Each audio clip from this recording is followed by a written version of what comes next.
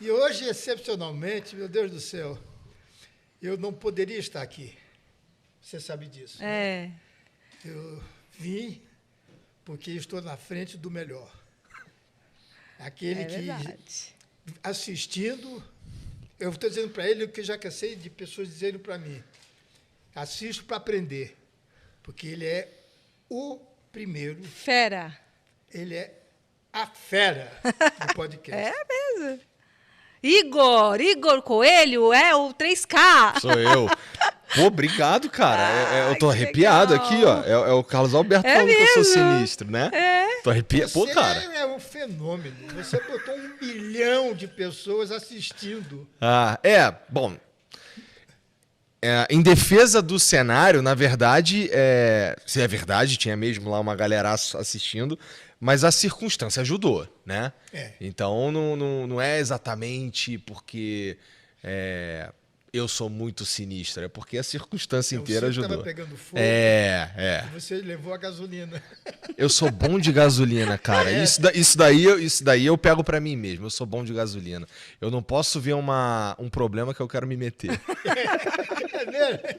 Cara, é porque assim, tem muitos assuntos, nesse caso específico aí, que a gente tá falando dos presidenciáveis, nesse caso específico, cara, é um assunto que eu acredito que ele é importante para a sociedade. E o Flow é basicamente isso. Vamos conversar sobre coisas que são importantes para a sociedade, pessoas relevantes. De vez em quando a gente pega um programinha mais leve e tal, mas em geral eu tento, né, pelo menos, conversar com neurocientistas, com cientistas, com, sei lá, astrônomo, com médico, com psicólogo, com político, com a galera que eu acredito que tem algum tipo que pode adicionar mesmo no debate público. E o mais legal é quando vão pessoas lá que eu discordo.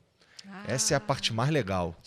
É mesmo? E aí o que eu você mais solta gosto. mesmo. Né? Não, é porque, cara, ali é um espaço... Mas numa boa? Numa boa, sempre numa boa. Termina tudo bonitinho? Sim, sempre numa boa. Tá, deve ter tido 1 ou 2 episódios dos 1000, mas... Pô, claro. Né? E é meio que a ideia mesmo da coisa lá, porque o diálogo é muito importante, né? Então, eu acho que a gente cresce e a gente aperfeiçoa as nossas próprias opiniões quando a gente conversa com quem discorda. Então, de forma respeitosa, né? Porque meio que tá um pouco difícil na internet hoje em dia. Com certeza. E na vida real também conversar com as pessoas que a gente discorda, né? Então, eu que o diga. Pois é, cara.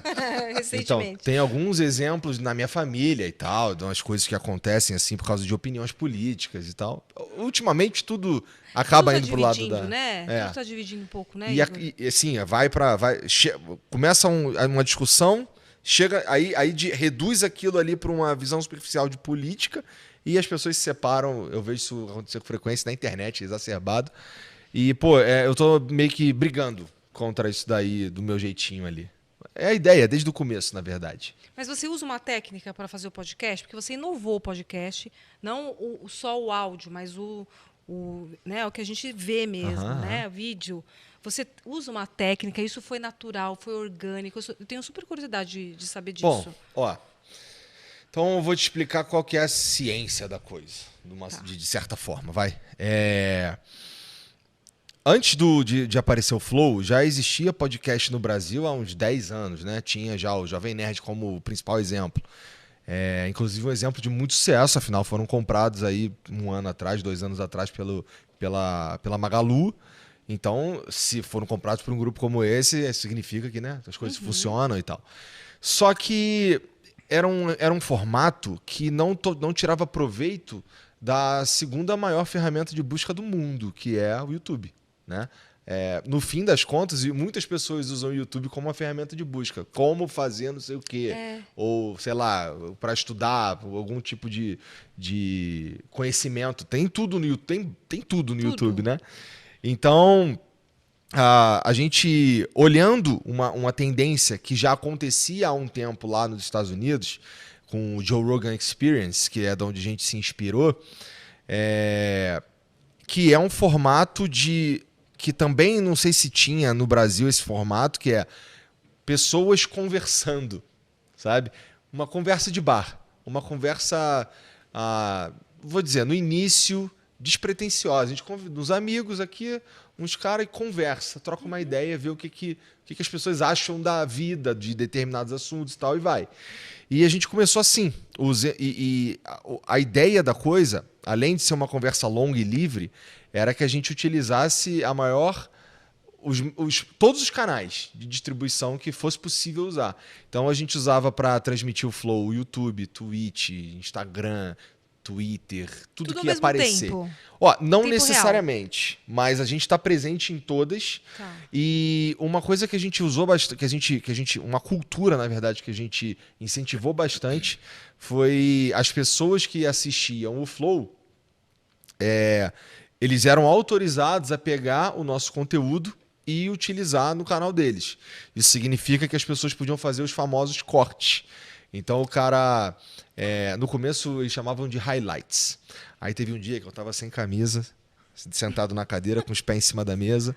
Aí o Monark estava do outro lado, o Jean assim no canto, e a gente falou, pô, vamos criar o nosso também, porque já existiam vários canais desses aí que pegavam nosso conteúdo, soltavam, ganhavam dinheiro com isso, e era essa a ideia, porque afinal de contas eles estavam inundando as redes sociais e as mídias com a nossa mensagem. Então, para nós, era eles estão ganhando dinheiro, mas a gente está ganhando relevância. Tá? Okay. Aí, pô, um dia, vamos criar o nosso? Aí começamos a pirar em qual nome a gente ia dar para coisa. Aí, o nome número 1 era Highlights, que era como chamam lá fora. Só que, pô, aí começou aquela discussão, pô, highlights, não, vamos botar um nome em português. Aí o Genzão, que é o meu diretor, falou assim, vamos fazer corte, vai ser corte. O nome do canal vai ser Corte do Flow. E agora tudo é corte. Mas esse é o segredo, Uau. Esse é o ovo de Colombo.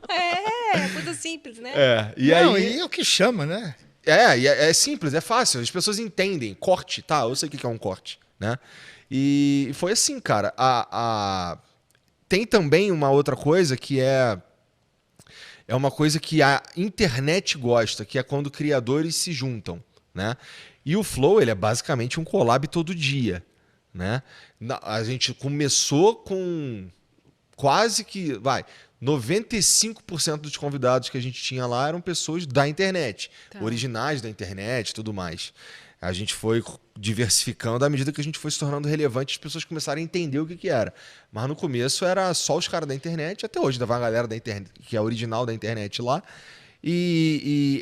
Sabe, o público gosta dessa interação entre criadores e era meio que uma receitinha. Eu sabia que ia dar certo, eu só não sabia se eu ia sobreviver até dar certo, né? Porque a gente pagou para existir durante 2 anos e meio. A gente pagava... Viu, Bel? Tá viu, Carlos Alberto? É difícil. Porque nós tomamos um ano também. Só no amorzinho. A gente só no beijinho. Mas é bom escutar isso. Porque a gente acha que as coisas, principalmente por ele ser uma pessoa pública, muito conhecida, a internet é outro mundo. É outro mundo, com certeza. Nós viemos para cá, o Carlos Alberto, que já está na televisão há 1000 anos, né, não com essa mentalidade que tudo ia ser rápido, mas as coisas elas vão progredindo muito aos poucos, assim, né? O pulo do gato é construir uma base, sabe? Se você consegue construir uma base de pessoas que entenderam qual que é a essência do teu programa, ou o porquê que aquilo ali é interessante, qual que é o coisinho, um negocinho diferente que tem ali. E você só constrói essa base com o tempo, né? A menos que você seja... Existem outras técnicas, na verdade. Existem uns jeitos de você, por exemplo, você só chama um monte de cara famoso, ou então você já era um cara muito famoso na internet e tal. Existem outras maneiras também, mas o que, na minha opinião, é mais sólido é quando você constrói uma base mesmo, sabe? E isso leva tempo, não tem jeito. A gente pagou para existir, o projeto custava, sei lá, 20 pau por mês, e a gente pagou por 2 anos e meio. E até que eu lembro, cara, a primeira vez que a gente conseguiu um contratinho pra gente conseguir pagar o aluguel, cara. Cara, pagar o aluguel. Porque assim, nessa época... Eu tô aqui babando te vendo falar. Cara. Nessa época, cara, eu ia em Ipiranga, lá na Vila Monumento, no final da rua assim tinha um supermercadinho que a gente ia lá buscar água, os refrigerantes, os energéticos para abastecer o nosso frigobarzinho lá, porque a gente sempre teve na cabeça o lance de, pô, o cara vem no Flow, ele tem que ter a experiência Flow, pô, ele pega o que ele quiser ali, ele vai ser legal, a gente vai mandar vir Uber Black, o cara, pô, vai mandar de Uber Black, não sei o quê, queria fazer uma parada legal, sabe? E quando a gente conseguiu esse contratinho para pagar o nosso aluguel, cara, nossa, tô muito feliz, cara. Muito feliz. O interessante é que o Flow, ele se torna algo... Desculpe, o que é Flow em inglês? Flow significa fluxo. A ideia... O nome veio de forma um pouco aleatória, mas se encaixou. Que era, cara, senta aqui e vamos seguir o fluxo da conversa. Vamos para onde for. Entendi. Você me perguntou se... eu tô te explicando, assim, meio que as técnicas e como a gente começou, né? A parte técnica e como a gente começou. Mas para fazer um programa, cara, é tudo muito natural e no feeling, na verdade. Então, vários, tirando políticos, as pessoas que vão lá, elas me interessam por alguma razão, né? Uhum. Então, geralmente eu sei algo sobre eles que fizeram com que fossem interessantes pra gente conversar. Mas dali pra frente vai acontecer na hora. Né? Político não dá para fazer muito isso porque eles são muito bons em enrolar as pessoas, né? Eles faz parte, né, de ser político, enrolar os outros. Até ali, né? E interessante que assim, eu já falei para vários, assim, ao vivo inclusive, que assim, cara, não é nada pessoal, mas eu não gosto de político. Já não gosto de você, assim, já parte daí, entendeu? Mas não é pessoal, só que para mim o teu maior defeito é ser político. Eu sou amigo do pessoal, por exemplo, do Kim Kataguiri. Só que, pra mim, o principal defeito do Kim é ser político. Entendeu? Eu acho isso bem claro. Deixo claro, todo mundo sabe disso, entendeu? Mas a verdade é que, pô, eu me orgulho de tratar os caras com respeito que eu dispenso pra qualquer pessoa. Então não tem, sei lá, o cara ir lá e sair com raiva de mim, entendeu? Uhum. Tirando umas 2 vezes aí nesses 1000 episódios, tá? Mas é maravilhoso. Eu fiquei impressionado, gente. Quando fui a primeira vez, eu vi um prédio de uns 4, 5 andares e perguntei em que andar que é o estúdio. Ele falou, todos. É lá na Vila Alpina, né? Na Vila Alpina.